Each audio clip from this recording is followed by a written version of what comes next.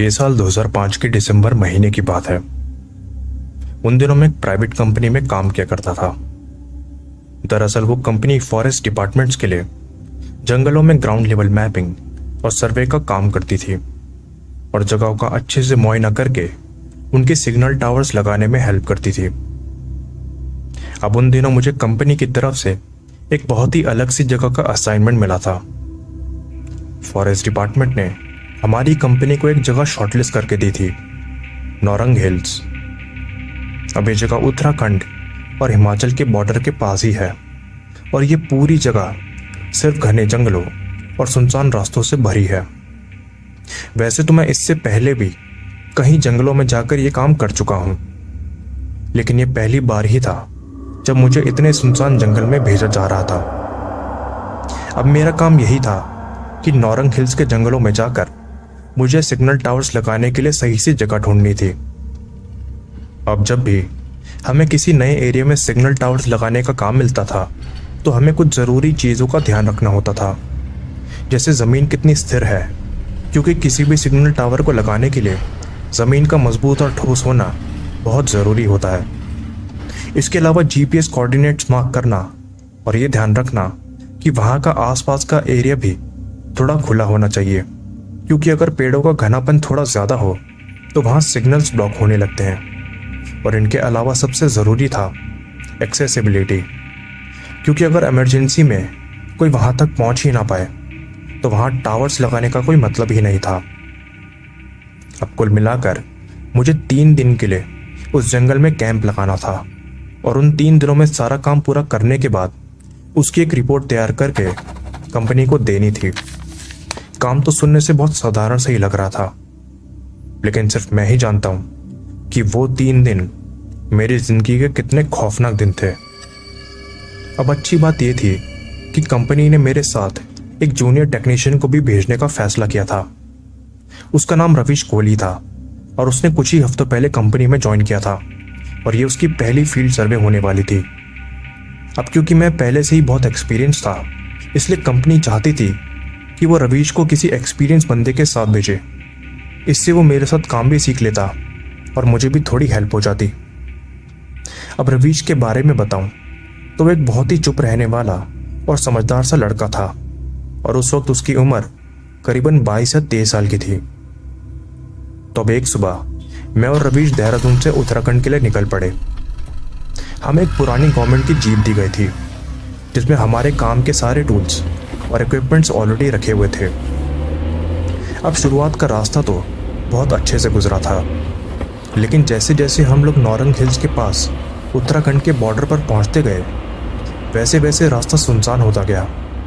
अब आसपास के गांव बहुत छोटे होने लगे थे और रास्ते पर दूसरी गाड़ियां और लोग भी अब बहुत कम ही दिख रहे थे। अब हम रास्ते में एक चाय की दुकान पर चाय पीने के लिए रुके। चाय पीते हुए मैं रवीश से बातें करने लगा और ये देखकर वो चाय वाला भी हमारे साथ गप्पे लड़ाने लगा। और बातों बातों में उस चाय वाले ने हमसे पूछा, साहब अब यहाँ से किस जगह जा रहे हैं? और अब मैंने अपनी चाय पीते हुए उसे जवाब दिया, दरअसल हम नौरंग हिल्स की तरफ जा रहे हैं। और अब मेरी ये बात सुनकर उस चाय वाले ने एक धीमी सी आवाज में मुझसे पूछा, नौरंग हिल्स? साहब ये जगह तो वही है ना जो उत्तराखंड के बॉर्डर के पास है? और अब मैंने उसे जवाब देते हुए कहा, हाँ बिल्कुल वही जगह, हम वहाँ जंगल में किसी काम से जा रहे हैं। अब मेरी ये बात सुनकर उस चाय वाले का चेहरा एकदम सफेद पड़ गया और उसने हमसे कहा, साहब दरअसल उस जगह को लेकर लोग तरह तरह की बातें करते हैं। और अब ये कहने के बाद वो चाय वाला अचानक से चुप हो गया, जैसे कुछ कहने से पहले ही उसने खुद को रोक लिया हो। अब ये देखकर रवीश ने उससे पूछते हुए कहा, किस तरह की बातें? ऐसा क्या है उस जगह में जो वहां का नाम सुनते ही तुम अचानक से चुप हो गए? साहब तरह तरह की बातों से मेरा मतलब कि कई सालों से ऐसी खबरें आ रही हैं कि लोग उस जंगल में जाने के बाद कभी वापस नहीं आ पाते और तो और काफी ढूंढने के बाद भी वो कभी नहीं मिलते। लोग कहते कि उन जंगलों में कुछ अजीब ही तरह के जीव रहते हैं, लेकिन क्या पता साहब, क्या सच है और क्या झूठ। अब उस चाय वाले की ये बात सुनकर मैं थोड़ा सा सोच में आ गया था। सच कहूं तो इससे पहले मैं बहुत से जंगलों में जा चुका था, और उन जंगलों को लेकर भी लोग तरह तरह की अफवाहें फैलाते थे। लेकिन जब मैं उन जंगलों में जाता था तब मेरे साथ कुछ भी नहीं होता था। पर फिर भी अपनी मन की तसल्ली के लिए मैंने उस चाय वाले से पूछ ही लिया किस तरह के जीव होते हैं वहां। अब उस चाय वाले ने मुझे जवाब देते हुए कहा, माफ कीजिएगा साहब, लेकिन इससे ज्यादा मुझे और कुछ नहीं पता। सिर्फ जो थोड़ी बहुत खबरें मुझ तक पहुंचती है मैंने वो आपको बता दी। और अब उसकी ये बात सुनकर मैं और रवीश अपनी चाय खत्म करके वहां से निकल गए। अब गाड़ी में रवीश ने मुझसे एक सवाल पूछा, सर आप तो बहुत से जंगलों में जा चुके हैं, क्या आपको कभी कोई अजीब सा जीव दिखा है? और अब मैंने रवीश को हंसते हुए जवाब दिया, नहीं, मामूली जंगलों के अलावा मुझे ऐसा कुछ भी कभी अजीब नहीं देखा। तुम चिंता मत करो, गांव के लोग बहुत अंधविश्वासी होते हैं। ये लोग तो एक छोटे से नींबू को सड़क पर पड़ा हुआ देखकर भी उससे डर जाते हैं। और अब मेरे कहने के बाद रवीश भी थोड़ा सा हंस दिया। लेकिन हाँ, उस वक्त मेरे दिमाग में उस चाय वाले की बात फिर भी चल रही थी, और मैंने सोचा कि उस जंगल में सावधानी बरतना सही रहेगा। अब हम लोग नौरंग हिल्स करीबन दोपहर 3:30 बजे पहुंच गए थे। हमने देखा कि वहां का रास्ता बहुत पुराना और खुरदुरा सा था, और गाड़ी भी उस रास्ते पर अच्छे से नहीं चल पा रही थी। अब हमने देखा कि गाड़ी के चारों ओर सिर्फ बड़े बड़े घने पेड़ ही दिखाई दे रहे थे, जिन्होंने वहां की हवाओं को और भी ज़्यादा ठंडा कर दिया था। अब मैंने देखा कि वो रोड बस थोड़ा सा आगे जाकर ही एक पतले से कच्चे रास्ते में बन गया था, और हमारी गाड़ी वहां से और आगे नहीं जा सकती थी। अब हम नौरंग हिल्स के उस जंगल में पहुंच चुके थे। अब मैंने हमारी जीप वहीं रोड के साइड में पार्क कर दी और मैप निकाल के वहां का रास्ता देखने लगा। अब थोड़ी देर उस मैप को देखने के बाद मैंने रवीश से कहा, हमें सामने वाले जंगल के उस पतले रास्ते से थोड़ा अंदर चलते रहना है। और अब मेरी बात सुनने के बाद रवीश जीप से सामान निकालने लगा। अब मैंने भी सामान निकालने में उसकी मदद की, और फिर हम दोनों जंगल के उस पतले से रास्ते के अंदर चले गए। अब जब हम उस रास्ते में चलते हुए उस जंगल में घुसे तो मैंने देखा कि उस जंगल के बहुत सारे पेड़ बहुत अजीब ही तरह से सीधे खड़े हुए थे, बिल्कुल एक स्ट्रेट लाइन में, जैसे कि वो सारे पेड़ बनावटी हों। लेकिन वो सारे पेड़ तो असली ही थे। अब वो रास्ता आगे जाता हुआ और भी पतला हो गया, और वहाँ के घने पेड़ अब उस रास्ते को और भी घेरने लगे। अब मैंने ध्यान दिया कि वहाँ की हवा ऐसी थी जैसे उस हवा को किसी ने बिल्कुल रोका हुआ हो। लेकिन फिर भी जब हम लोग उस जंगल में चल रहे थे तो हर थोड़ी देर में कहीं ना कहीं से पत्तों की सरसराहट होती। उस वक्त रवीश मेरे बिल्कुल साथी में उस जंगल में चल रहा था, और थोड़ी थोड़ी देर बाद किसी न किसी आवाज़ को सुनकर वो पीछे मुड़कर अचानक से देखता। अब मैं उसे देख मुस्कुराया और बोला, तुम ऐसे किसी घने जंगल में पहली बार आए हो ना, इसलिए इतना डरे हुए हो। मैं भी फर्स्ट टाइम तुम्हारे जैसा ही घबराया हुआ था। चिंता मत करो, ये पत्ते और झाड़ियाँ सिर्फ हवा के झोंके और छोटे मोटे जानवरों से ही हिल रहे हैं। और अब रवीश ने भी मुझे एक नर्वस सी मुस्कुराहट देते हुए अपना सिर हाँ में हिलाया और आगे देखता हुआ चलने लगा। अब उसी रास्ते पर कुछ ही मिनटों चलने के बाद हमें वो रास्ता आगे दो हिस्सों में बढ़ता हुआ दिखाई दिया, और वहीं बीच में एक लकड़ी का बोर्ड भी लगा हुआ था। हमने देखा कि उस बोर्ड पर सफ़ेद पेंट से 7C लिखा हुआ था। अब मैंने देखा कि वहाँ जो दो रास्ते जा रहे थे उनमें से एक लेफ्ट वाला रास्ता ऊपर घने पेड़ों की तरफ जा रहा था, और राइट वाला दूसरा रास्ता बांस के झुंड से होकर गुजर रहा था। अब मैंने रवीश से कहा, तुम नीचे वाले रास्ते पर चले जाओ और इक्विपमेंट्स और टेंट्स लगा लो। वैसे भी थोड़ी देर में इस जंगल में अंधेरा होने वाला है, और मैं यहीं ऊपर वाले रास्ते पर एक राउंड लगाकर आता हूँ और देखता हूँ कि वहाँ सिग्नल्स कैसे आ रहे हैं। और फिर रवीश मेरी बात मानते हुए हमारी इक्विपमेंट्स और टेंट्स लेकर राइट वाले रास्ते पर चला गया और अब मैं ट्राइपॉड, सिग्नल मीटर और फील्ड जीपीएस यूनिट लेकर लेफ्ट वाले पतले से रास्ते पर ऊपर की तरफ चढ़ने लगा। वो रास्ता बहुत ही पथरीला और खुरदुरा सा था, लेकिन मैं जानता था कि किसी भी ऊंचाई वाली जगह से सिग्नल मैपिंग ज़्यादा आसान और एक्यूरेट होती है। मैं हर 40 या 50 फीट के बाद अपने डिवाइस से स्कैनिंग कर रहा था और अब उस रास्ते में थोड़ी देर चलने के बाद मुझे फिर से वही अजीब और बिल्कुल सीधे खड़े हुए पेड़ दिखने लगे, लेकिन इस बार उनके तने बहुत ही ज़्यादा मोटे से थे। पता नहीं क्यों, लेकिन मुझे उस रास्ते पर एक अजीब सी खामोशी महसूस हो रही थी। ऐसी खामोशी जो मैंने पहले कभी भी किसी भी जंगल में महसूस नहीं की थी। और अब थोड़ा सा ही आगे मुझे थोड़ी खुली हुई सी जगह दिखाई दी। मैंने देखा कि वहां कुछ कदमों दूर ही एक बहुत ही अजीब सा पेड़ था। अब अजीब से मेरा मतलब यह है कि एक तो वो पेड़ बहुत ही ज्यादा मोटा सा था और उस पेड़ का तना बिल्कुल काले रंग का था। अब मैं थोड़ा सावधानी से उस पेड़ की तरफ धीरे धीरे कदम बढ़ाने लगा। मैंने अपनी पूरी लाइफ में बिल्कुल काली लकड़ी वाला पेड़ कभी नहीं देखा था और अब उस पेड़ के पास पहुंचने पर मैंने एक बहुत ही अजीब सी चीज देखी। मैंने देखा कि उस पेड़ के तने पर दो बड़े से सींग निकल रहे थे। वो सींग उस पेड़ से ऐसे निकल रहे थे जैसे किसी बकरे के सिर के ऊपर से निकलते हैं और वो सींग कम से कम 3 फीट लंबे थे और उनका रंग भी काफी सफेद सा था। अब पहले तो मुझे लगा कि ये किसी बकरे की सींग है, लेकिन दूसरे ही पल एहसास हुआ कि किसी भी बकरे के इतने बड़े सींग तो होते ही नहीं। फिर सोचा कि शायद ये सब किसी आदिवासियों का निशान होगा या फिर किसी ने तंत्र मंत्र के लिए ये सब करा होगा, लेकिन फिर भी मन में यही सवाल आ जा रहा था कि इतने बड़े सींग ऐसे कौन से जानवर के होते हैं। खैर, उस वक्त मैं वो सब देखकर थोड़ा सा हैरान तो हुआ था, लेकिन मैंने उन बातों पर ज्यादा गौर देना सही नहीं समझा।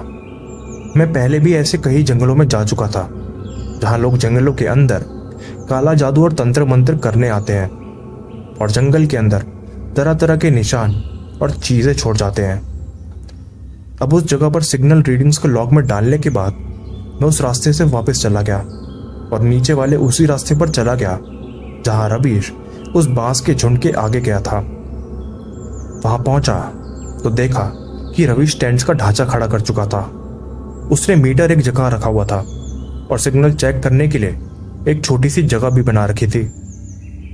अब मैं टेंट के पास गया और रवीश से बोला, ऊपर सिग्नल ज्यादा स्टेबल तो नहीं है, कभी कभी सही आ रहे थे लेकिन फिर कुछ सेकंड्स बाद वीक हो जाते। कल दूसरी जगह ट्राई करेंगे। और फिर मैं भी उसकी टेंट्स लगाने में मदद करने लगा। अब शाम भी ढलने लगी थी और जंगल भी बहुत शांत होने लगा था। अब मैं रात में टेंट में बैठा हुआ अपने लैपटॉप पर डेटा सेव कर रहा था कि तभी बाहर बहुत तेज हवाएं चलने लगी। बाहर निकल के देखा तो रवीश भी बाहर ही खड़ा हुआ था और आगे की डायरेक्शन की तरफ देख रहा था। हमने देखा कि वहां हवा बिल्कुल एक ही डायरेक्शन में बहुत तेजी से जा रही थी, जैसे कि कोई उन हवाओं को अपनी तरफ खींच रहा हो।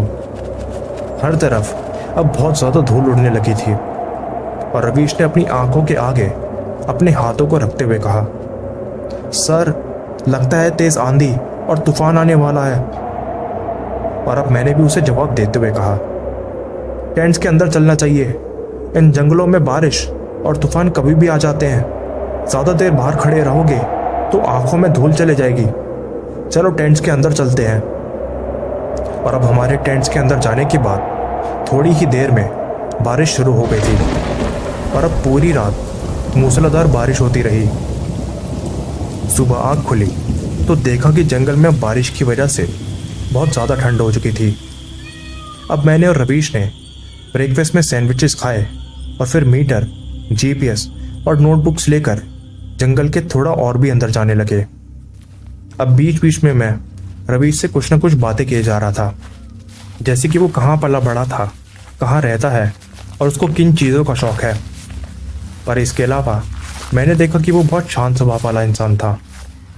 अब उस जंगल में 1 घंटा चलने के बाद मैं वहाँ के सिग्नल रीडिंग्स को नोट डाउन करता जा रहा था कि कहाँ कहाँ पर टावर्स लगाए जा सकते हैं।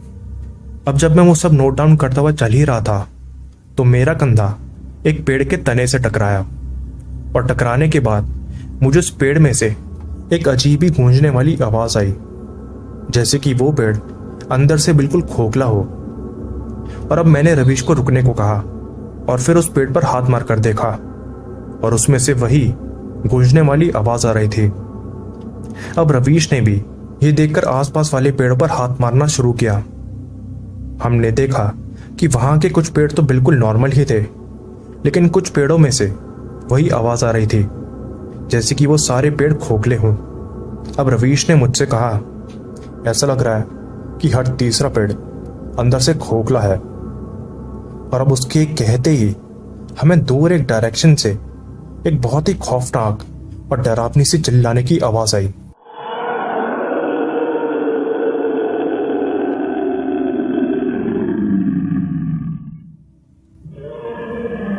और वो आवाज ऐसी थी जैसे वो आवाज किसी खूंखार से जीव ने निकाली हो। अब वो आवाज सुनकर रवीश एकदम से चौंक गया, और अब उसने मुझसे कहा, सर ये कैसी आवाज है? अब उस आवाज को सुनने के बाद मेरी भी दिल की धड़कनें बहुत तेज हो रखी थी, लेकिन मैंने खुद को शांत करते हुए रवीश से कहा, पता नहीं, लेकिन शायद ये किसी लोमड़ी की आवाज है। और अब रवीश ने मुझसे बहुत हैरान होते हुए पूछा, लोमड़ी? लेकिन ये आवाज तो बहुत भयानक सी है। और अब मैंने उसे जवाब देते हुए कहा, हाँ भयानक तो है, लेकिन लोमड़ी अक्सर जंगलों के अंदर ऐसी भयानक सी आवाजें निकाला करते हैं। किसी लोमड़ी को देखने से लगता नहीं कि वो ऐसी भयानक सी आवाजें निकाल सकता होगा, लेकिन वो निकालते हैं। और इसी वजह से जंगल के अंदर गए हुए लोग उनकी आवाजों को भूतों की आवाज मान लेते हैं, और इसलिए उनमें इतना अंधविश्वास होता है। अब मेरी ये बात सुनकर रवीश थोड़ा सोच में पड़ गया था, लेकिन अब उसके चेहरे से वो डर जाने लगा था, और अब वो आवाजें भी आना बंद हो गई थी। लेकिन सच कहूं तो उस वक्त मेरे मन में बहुत डर आ चुका था। वो आवाज लोमड़ी की थी या किसी और की, मुझे मन ही मन अभी भी पक्का नहीं था, क्योंकि लोमड़ियों की आवाज डरावनी तो होती है, लेकिन इतनी लंबी और खिंची हुई नहीं होती जितनी वो आवाज थी। अब जब उस पल को याद करता हूं तो एहसास होता है कि उन आवाजों को नजरअंदाज करना मेरी कितनी बड़ी भूल थी। अब मैंने रवीश से कहा, चलो काम शुरू करते हैं, अभी बहुत काम बाकी है। और फिर ये कहने के बाद मैं लेफ्ट साइड में एक छोटी सी पहाड़ी की तरफ बढ़ने लगा। मुझे नहीं पता कि रवीश ने उस वक्त ये चीज नोटिस की थी या नहीं, लेकिन जिस डायरेक्शन से वो आवाज आई थी मैंने उसकी बिल्कुल उल्टी डायरेक्शन जाने का फैसला लिया था।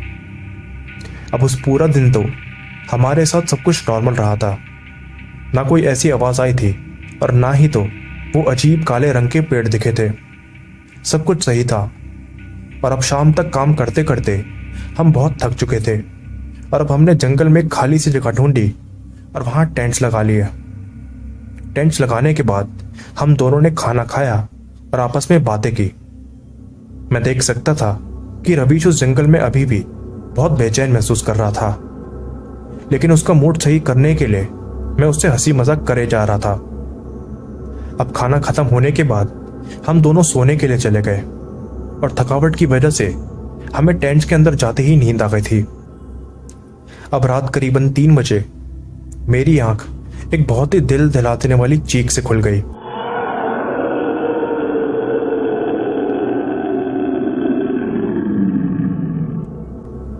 वो चीख की आवाज सुनते ही मेरे दिल की धड़कनें बहुत तेज हो गई थी। मैंने देखा कि रवीश भी वो आवाज सुनकर उठ चुका था, और उसका चेहरा बिल्कुल सफेद और पसीने से लथपथ था। हमने ध्यान दिया कि इस बार वो चीख की आवाजें बिल्कुल हमारे टेंट के पास से ही आई थी।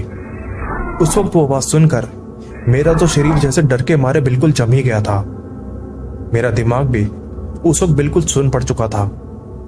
इतने सालों अलग अलग जंगलों में घूमने के बाद भी मेरा सामना किसी ऐसी चीख वाले जानवर से कभी नहीं हुआ था। अब मैंने रवीश को मुंह पर उंगली रखते हुए खामोश रहने का इशारा किया। मैंने फैसला किया कि हम दोनों चुपचाप अपने टेंट्स में बैठे रहेंगे। और सच कहूं तो उस वक्त मेरे और रवीश में हम में से किसी में इतनी हिम्मत नहीं थी कि वो उस वक्त टेंट से बाहर निकलकर देख सके कि बाहर कौन था। अब थोड़ी देर बाद हमें उन चीखों की आवाजें आना बंद हो गई थी और अब मैंने चैन की सांस ली। लेकिन मैं जानता था कि अब मुझे पूरी रात नींद नहीं आने वाली और रवीश की भी अब नींद बिल्कुल उड़ चुकी थी। अब जैसे तैसे करके हमने टेंट के अंदर ही 2 घंटे बिताए और सुबह 5 बजे रोशनी होते ही हमने हिम्मत जुटाकर टेंट की जिप खोली और बाहर आ गए। हमने देखा कि बाहर कोई भी नहीं था। अब मैंने रवीश से कहा, चलो अपना सारा सामान जल्दी से पैक कर लेते हैं, हमारा इस जंगल में रहना खतरे से खाली नहीं। हम कंपनी को इन आवाज़ों के बारे में इन्फॉर्म कर देंगे। वैसे भी हमारी सिग्नल रिपोर्ट ऑलमोस्ट तैयार ही है। लेकिन जब मैं ये सब कह रहा था तभी मेरी नज़र रवीश पर गई। मैंने देखा कि रवीश थोड़ा दूर ही किसी चीज़ की तरफ देख रहा था। अब जब मैं उसके पास गया और पूछा, क्या हुआ, तुम क्या देख रहे हो, तभी रवीश ने मुझे जवाब देते हुए कहा, वहां देखिए सर, वहां से धुआं निकल रहा है। और जब मैंने सामने की तरफ देखा तो मैंने देखा कि सामने एक बड़े से पेड़ के नीचे काफी धुआं निकल रहा था। और अब मेरे देखते ही देखते रवीश उस धुएं की तरफ जाने लगा। लेकिन अब मेरी नजर उस पेड़ पर पड़ी और अब मैं घबरा गया। मैंने देखा कि वो वैसा ही पेड़ था जैसे मैंने पहले दिन देखा था, बिल्कुल काली लकड़ी का एकदम सीधा सा पेड़, और उस पेड़ पर भी 2 बड़े से सींग लगे हुए थे। लेकिन ये सब तो कुछ भी नहीं था उसके मुकाबले जो मैंने उसके बाद देखा। अब मेरी नजर उस पेड़ के ऊपर की तरफ पड़ी तो जो मंजर मैंने देखा वो सोचकर आज भी मेरे दिल की धड़कनें बढ़ जाती हैं। मैंने देखा कि उस पेड़ के बिल्कुल ऊपर एक बहुत ही ज्यादा अजीब और खौफनाक सा जीव खड़ा हुआ था। वो कोई इंसान नहीं था, ना कोई जानवर और ना ही तो कोई भूत। उसे देखकर तो ऐसा लग रहा था जैसे कि नर्क से कोई राक्षस यहां धरती पर उतर आया हो। मैंने देखा कि उसका पूरा शरीर किसी बांस के तने की तरह बहुत लंबा और पतला सा था, बिल्कुल सीधा जैसे इस जंगलों के कुछ पेड़ों की तरह। और उसका चेहरा, उसे तो चेहरा भी नहीं कह सकते क्योंकि उसके चेहरे पर बहुत ही अजीब से घुमावदार पैटर्न्स बने हुए थे जिनमें उसकी बहुत सारी आंखें झपक रही थी और उसके सर के ऊपर बहुत लंबे से सींग भी थे। लेकिन बात यही खत्म नहीं हुई थी। मैंने देखा कि उसके गले के बिल्कुल नीचे एक गड्ढा भी था, जैसे कि वो उसका मुंह हो। मैं ऐसा इसलिए कह रहा हूं क्योंकि उसी गड्ढे जैसी चीज में से उसकी वो खौफनाक सी चीख की आवाज आ रही थी। अब उसको देखते ही मेरा पूरा दिमाग सुन पड़ गया था। और अब सब कुछ इतना जल्दी हुआ कि इससे पहले मैं रवीश से कुछ कह पाता कि वो जीव बहुत ज्यादा तेजी से उस पेड़ से उतरा और उसने एक ही झटके में रवीश को अपने उन लंबे हाथों में दबोच लिया। और अब असंभव गति से वह रवीश को खींचता हुआ वहां से लेकर चला गया। जब वो जीव रवीश को खींचता हुआ वहां से लेकर जा रहा था तब रवीश की एक दर्दनाक चीख निकल रही थी और फिर कुछ ही सेकंड्स के बाद उसकी चीख की आवाजें भी आना बंद हो गई थी। और अब वो जीव रवीश को लेकर दूर उस जंगल के अंदर चला गया था। अब जंगल में बहुत गहरा सन्नाटा छा गया था। मुझे तो उस वक्त समझ ही नहीं आ रहा था कि अभी अभी जो कुछ भी मैंने देखा क्या वो सब कुछ एक सच था या फिर एक बुरा सपना। मैं नहीं जानता कि मैंने कैसे अपना होश संभाला, लेकिन मुझे याद है कि मैं चिल्लाता हुआ रवीश को आवाज लगा रहा था और उसे उस जंगल में ढूंढने की कोशिश कर रहा था। लेकिन मन ही मन में जानता था कि वो जीव अब रवीश को ले जा चुका है और रवीश अब कभी लौटकर नहीं आ सकता। अब उस जंगल में कुछ घंटों रवीश को ढूंढने के बाद मैं फटाफट अपनी जीप की तरफ भागा और जल्दी से पास वाले पुलिस स्टेशन में चला गया। जब मैंने पुलिस में ये सारी घटना बताई तो वो भी बिल्कुल शांत हो गए थे, लेकिन उनके चेहरे में कोई हैरानगी नहीं थी। ऐसा लग रहा था कि जैसे उन्होंने पहले भी ऐसी कहानियां सुनी थी और वो जानते थे कि अब रवीश को वो जीव ले जा चुका है, जैसे वो और भी बाकी लोगों को इससे पहले ले जा चुका था। लेकिन फिर भी रवीश को ढूंढने के लिए एक सर्च एंड रेस्क्यू टीम भेजी गई थी। लेकिन कई हफ्ते तक ढूंढने के बाद भी उन्हें वो कहीं नहीं मिला और थोड़े कुछ दिनों के बाद वो पूरा ऑपरेशन बंद कर दिया गया था। इस घटना को करीबन 20 साल होने को आए हैं, लेकिन मुझे उस घटना का एक एक पल आज भी बहुत अच्छे से याद है। इस घटना के थोड़े टाइम बाद ही मैंने उस कंपनी से जॉब छोड़ दी थी और ऐसे जंगलों में जाना भी छोड़ दिया था। लेकिन ऐसा कोई भी दिन नहीं जाता जब मैं रवीश के बारे में नहीं सोचता।